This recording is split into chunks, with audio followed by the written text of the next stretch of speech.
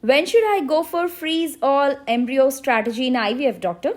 Freeze-all embryos is a term that reflects the practice of cryopreserving all the embryos that are created within an in vitro fertilization cycle for potential use. This can be done for a variety of reasons. Of late, these are used to avoid a fresh embryo transfer and transfer those embryos in a subsequent cycle with an assumption that the uterus will be quiet and it will not be in excess hormones, so that there is a better chance for pregnancy. But this concept has not stood the test of time. So currently in the world, there are two groups of schools, one which believes in fresh embryo transfer followed by any extra embryos which are transferred as frozen.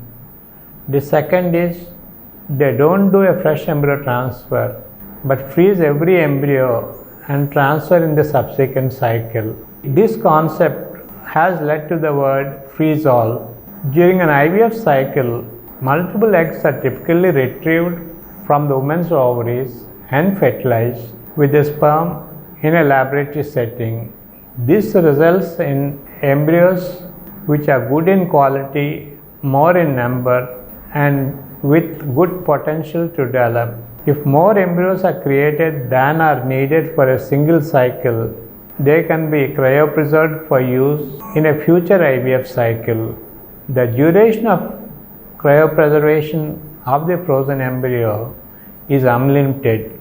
Freezing all embryos can be a good option for an individual who wants to preserve the option of having additional children in the future, or who want to take more time to decide whether to use or donate the embryos.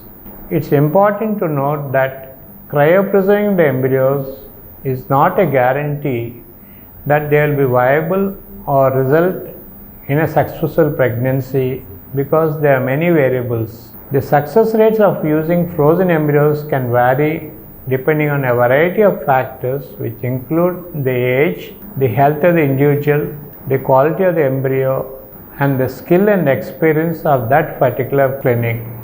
If you are considering freezing all embryos, it's important to ask your physician whether what is their standard practice and what is their pregnancy rates and what are the precautions they are taking to minimize the risks of loss of embryos. This will help you to understand the risk benefits that are involved with freeze-all. This is an important caveat that one should remember for all people who are going for freeze-all protocol.